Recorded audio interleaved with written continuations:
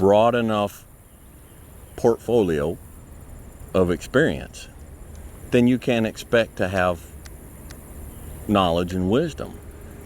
We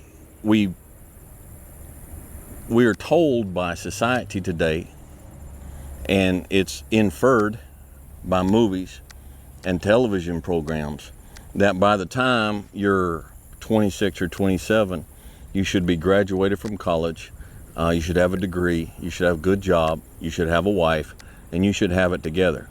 We watch these programs and they're, this movie, it's an hour and a half long, and within an hour and a half, a person goes from a goofed up teenager to someone who's just settled and got it all going on. And they get the job, they put their childhood bully in his place, they get the girl, fade to black. And we're left to imagine the rest of their life. And what we imagine is left with the last thing that we see. Man, they got it together.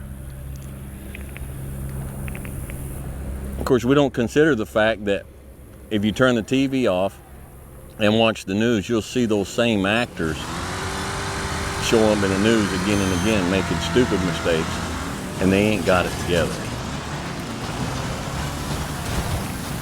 A pine tree grows and matures very fast.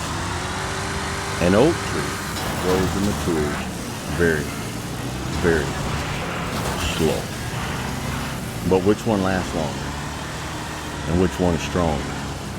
Which one shelters more critters or more birds?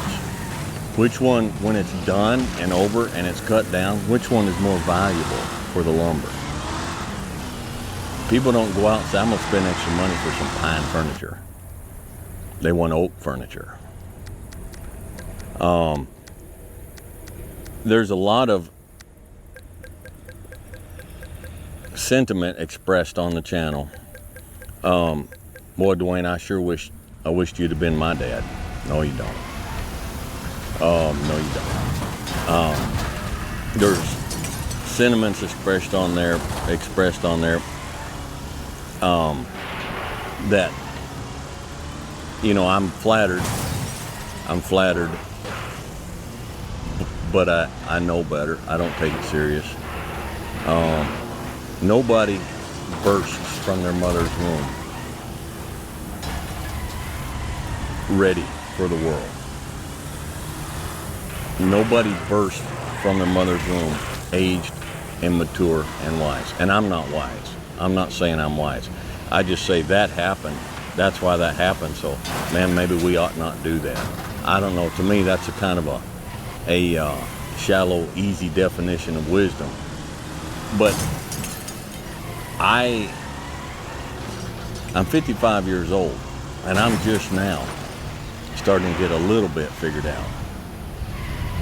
There's a song that Ian Tyson sings, and if you like cowboy music and you're not familiar with Ian Tyson, you ought to look him up. But he's got a song called The Old Double Diamond, and it's about an old cowboy that the ranch he's worked on for years is getting sold.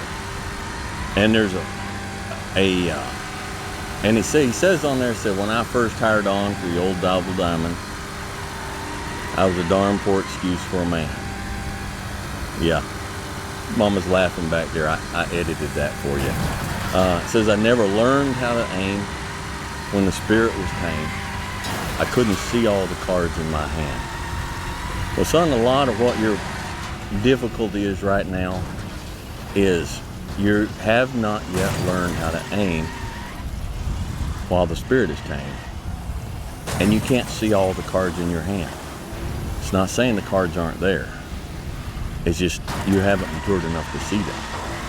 And there will come a time you keep going and you keep learning and you keep growing, that one day you'll look down and the card you needed was there and it's been there all along. But that ain't going to come for a while. And my encouragement to you is stop being so hard on yourself. One of the things I have encouraged my wife in for years, and she's a very natural mother, all right, and she has a natural tendency to take care of people. and to worry about stuff. And I've had to tell her over the years, look, that's not your burden to carry. That's not your burden to carry. You have enough burdens at your young age that are rightfully yours for you to worry about carrying, that you don't need to worry about carrying the burdens that are going to come when you're 50 or 55 or 60. You can't even begin to think about having things figured out and having it together until you're in your 50s. Just don't even worry about it. Just don't even worry about it. You've got to have maturity. And maturity comes with time, and maturity is not something that you can gin up artificially. It's not something that you can be responsible for not being ginned up artificially. You, Dwayne, what I have to do? You have to live. You just have to live. You just have to live. You just have to act your age. If you're 26, be 26. Stop trying to be 56. It's not expected, and it's a burden that you don't have to carry. You're a young couple, and you're going through some things, and you're like, man, we must be the worst couple in the world. We must be the worst married folks out there. This has got to be, man, we just ain't got it. Of course you ain't got it figured out. When you hit 30, you still ain't 30 years of marriage, you still ain't going to have it all figured out. My wife and I are still trying to figure stuff out. And we just take it as it comes, and we learn, and we mature, and we grow, and it takes time. But you'll not get there if you quit. Fellas, you'll not get there if you quit, if you just say, forget it. You know, I can't be the man that I wanted to be. Well, of course you're not right now. You will not be the man that you want to be until you grow into it. You have to grow into it. So the whole point of this video is just to encourage you, chill out, man. Just chill. You guys that are contacting me and saying, man, I got a degree and I just lost this job. Listen, and I'm not making light of it, okay? Let me just put it in perspective, all right? I've got 5 grandbabies. Now, one of those grandbabies is, let's say that grandbaby is 14 months old and they're learning to walk, okay? And so they're just in a diaper. You've seen it, you know, they're just in a diaper and they're going across the kitchen floor to mama, and they're kind of weaving a little bit, and their little fat feet and their little fat thighs are just kind of thunk, thunk, thunk, and all of a sudden they're like, oh, and they got the bubble butt out here, the bubble tummy out here, and they got the big old diaper in the back, so they're not balanced, all right? And so they lose their balance, and they're like, oh, bam, and they fall down and land flat on their butt. And they look shocked, and they look surprised, and then their face screws up, and they start crying bloody murder. That's the worst thing that has ever happened to them in their life. It's like a disaster of apocalyptic proportions, because it's all they've ever known. And you've just gone through a breakup, and it's the worst thing you've ever been through. And it's a disaster of apocalyptic proportions, because you haven't had the time and the experience yet to develop works and to turn around and look at that in relation to the realities of a long life well lived. And one day you're going to try and look back and you're going to say, that really wasn't such a disaster. And in fact, that was probably the best thing ever happened to me. Some of you lost your job, and you thought that job was it, and it was a good paying job, and you went 4 years of college in order to get the degree to get that job, and then you got the job, and then COVID happened, or layoffs and different stuff, and now all of a sudden you lost that job. It's the worst thing you've ever been through. And so all of a sudden you're sitting there and you're thinking, man, I thought my life was together, and now it's in shambles at my feet. No, it's not. No, it's not. It's not.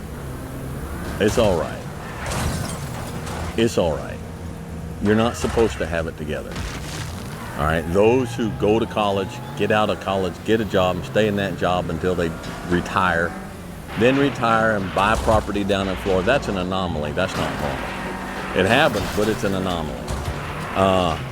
And most of those people, you know, they might be really good people, but they ain't got cool stories to tell. And you don't get wisdom. You don't get wisdom past a certain point by living that life. Okay? So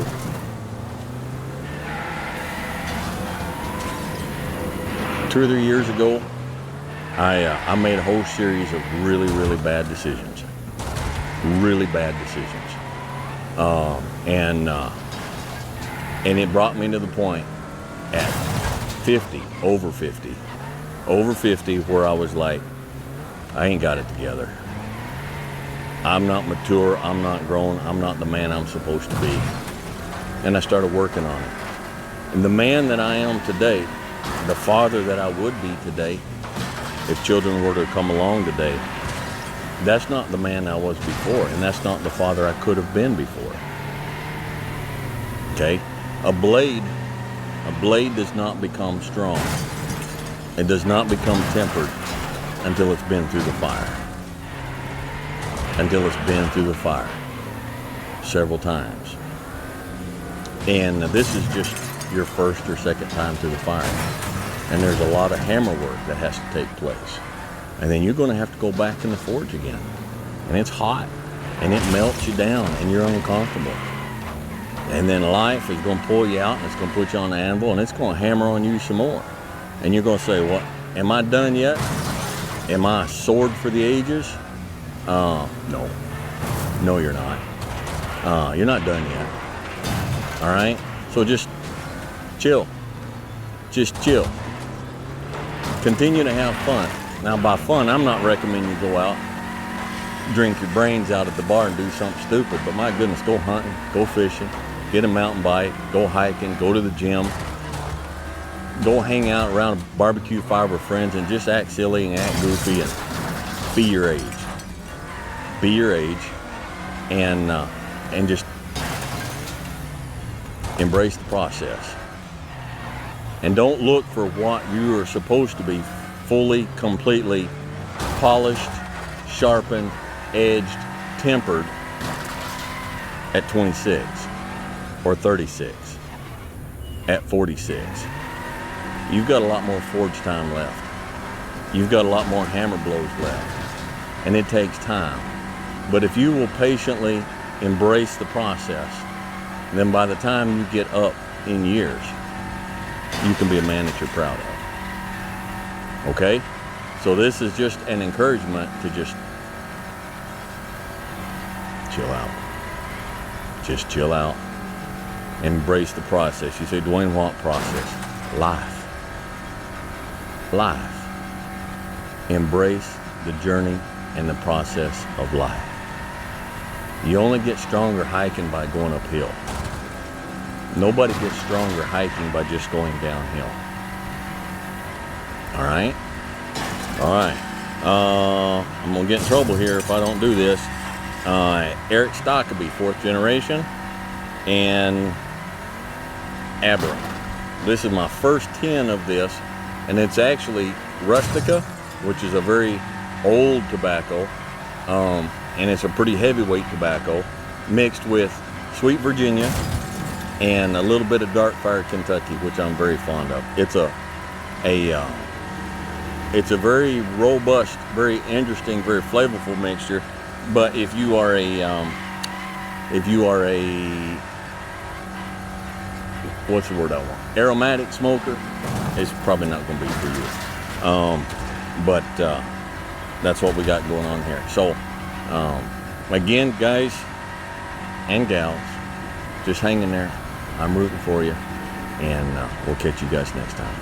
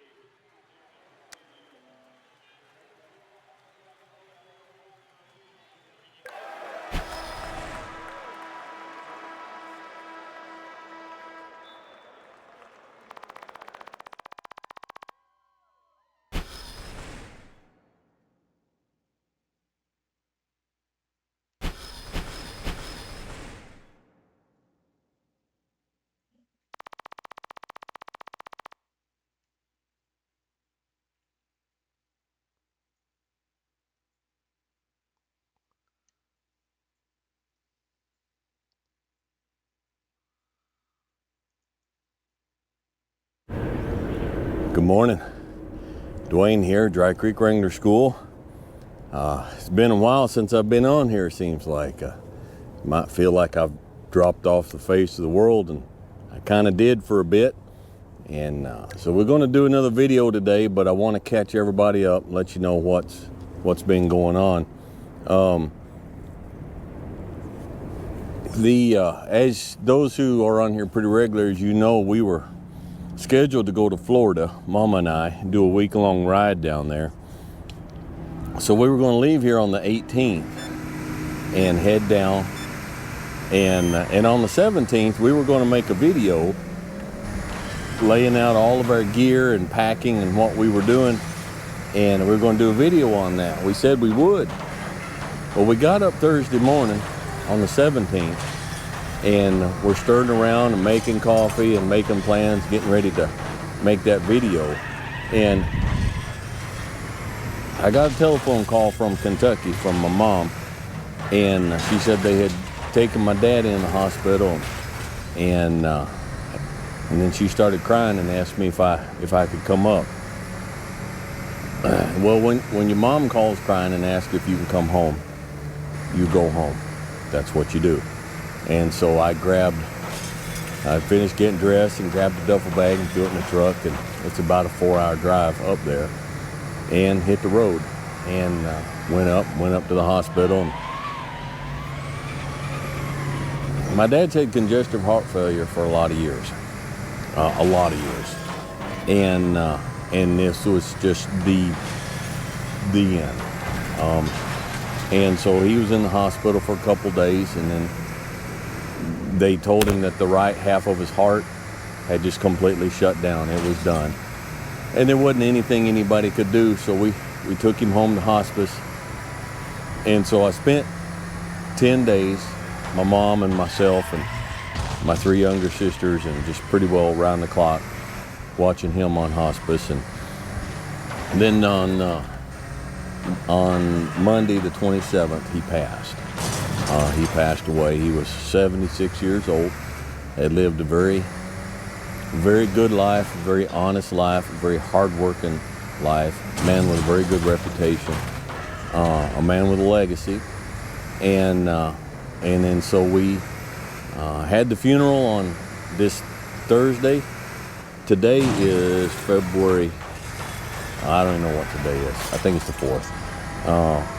But on the 2nd, we had his funeral, and then I spent another day up there getting everything in order for Mom, and then arrived back down here last night. And so it's been a busy time. There's been, several inquiries on Rumble and about, hey man, you were going to make a video on that new rifle, where you at, and all good-natured stuff. But we've been out of pocket for a bit, and there's going to be I've got a lot of stuff on my heart and on my mind about things I've learned from my dad over the years that I want to share, or some of the next podcasts or videos, one or the other. But I'm not really ready for that yet. So we're not going to do that today, but I just wanted to catch everybody up. So I guess catch-up time here. I've had several over on the podcast side, and this is going to be posted on the podcast as well as YouTube. I've been contacted by several fellows wanting me to come and be on their podcast. I did one, but everything happened to fall out, and had already scheduled it. When this thing with my dad came up, I don't like to break schedules. So when my dad passed away, and I drove down the day before the funeral and recorded that podcast with someone who has all the technology, and then drove back up for the funeral. And won't be doing that anymore. Not saying I won't be doing podcasts, but I've just been running too hard. We got to get this school moved out to Wyoming by the end of this month. So I've got a month to get it set up before classes start. And so I'm stretched really thin right now. So, we're pretty much everything except for these videos and the podcast and getting this school set up for this upcoming season is, except for that, everything else is just going to have to wait. It's on hold, okay? But I appreciate everybody's patience and understanding. I want to talk about something today, and it has nothing to do with what happened in the last week or last 2 weeks. It's just a subject that's been on my mind, a subject that I feel like a lot of people need. I'm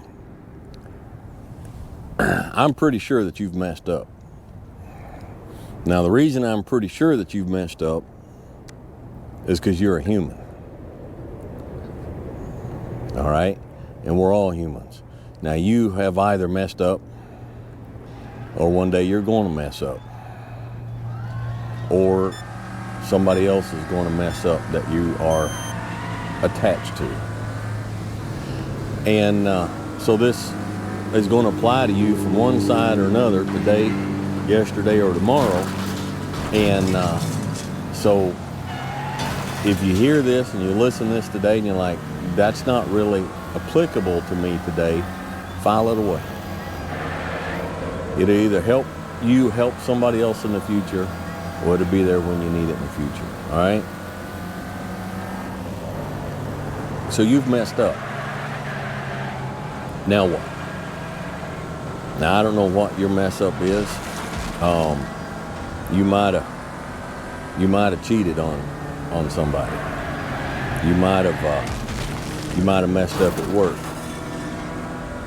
You might have drove home drunk and got in a wreck, or at least got stopped and got a ticket. You might have done something very bad and very human, and now it's eating you up. It's eating you up, and it's about to destroy you. So you messed up. Now what? What do you do now? Where do you go from here? What is there a tomorrow? Is there a tomorrow? Well, yes. So I'm gonna lay some things out for you. All right? If you've messed up, the very first step, the very first thing that you've got to do is you've got to stop. Whatever it is you did, don't do it no more. I shouldn't even have to say that, but that's the first thing. You know, it's such a thing these days for somebody to do something wrong and say, I'm sorry, and go back and do it again, and say, I'm sorry, and go back and do it again. After a while, you get the feeling they weren't really sorry. They were never sorry to start with. There's a big difference between being sorry I did something and being sorry I got caught. And there's a big difference between not wanting to do something and not wanting to get caught doing something. All right? So for you to get past this and get through this, whatever it is, first thing you have to do is you got to stop doing it. You have to quit. Now, some things I understand. Some things they're chemical. All right? If you're alcohol addicted or it involves drugs, sometimes you need help. Gambling, all right, you went to Vegas and you spent your wife and yours life saving and gambled away the house mortgage and the college tuition for the kids and whatever. You may need some help. Excuse me, been fighting a cold for 2 weeks. But that's fine, that's part of quitting, but you quit. All right? If you're cheating, stop. Just stop. You say, well, I don't care how you feel. I don't care how you feel. Feelings and morality are not the same thing. We're not Clintons. We do not deal in situational ethics. We stop doing what is wrong because it's wrong. We don't stop doing it because we stop feeling a certain way about doing it. And you want it, and you want to do it, But you get to the place where you're sick and tired of hurting those around you. You're sick and tired of being that person, and you stop, because stopping is the right thing to do. And until you stop, nothing else counts. It doesn't count. It doesn't matter. It doesn't count. So you stop. All right, whatever it is. Second, you own it. Your decision is your decision. And again, this whole situational ethics, the situation makes it okay if I go ahead and do this. We look for excuses. There's no excuse. Well, yeah, but no, there's no yeah, buts, and there's no excuse. There is no excuse. There is absolutely no excuse for getting behind the wheel of a car if you've had a drink. None. There's Ubers, there's taxis, there's friends, there's 2 dang feet. There is no excuse. There's no excuse for cheating on a significant other. None. Well, they're cold and they're distant, so? Well, they cheated on me, so? They did something that to you is despicable, so you're going to turn around and use that excuse to do it back. Congratulations. You just descended to the level of that what you hate. There's no excuse. Own it. As long as you say, well, yeah, I did it, but I did it because of this. Man up. I know there's other people other than men, but I talk to the men, and if you're a woman and this applies to you, bless you, you're welcome. But it's just for my linear thought, it helps me. All right, man up. All right, just man up. I did it. It was me. Like the old spiritual hymn in church, not my brother, not my sister, but it's me, O Lord, standing in the need of prayer. I did it. It doesn't matter what they did. Doesn't matter how I was feeling. Doesn't matter how bad my day at work was. Doesn't matter who was texting me. Doesn't matter who was calling me. Does not matter who's in the White House. Does not matter who's in the doghouse. It doesn't matter. If you did wrong, you did it. Own it. Own it. All right? You'll not get past it until you own it. You cannot get over it. You cannot get victory over it. You cannot get past it unless it's yours. And it's not yours unless you own it. Okay? So, no excuses. No blame. Except for yourself. You did it. All right? Second, admit it to others. You admit it to yourself. You own it. Go and confess it and apologize. All right? It doesn't just have to be cheating. It doesn't have to be infidelity. It could be anything. All right? You're at work.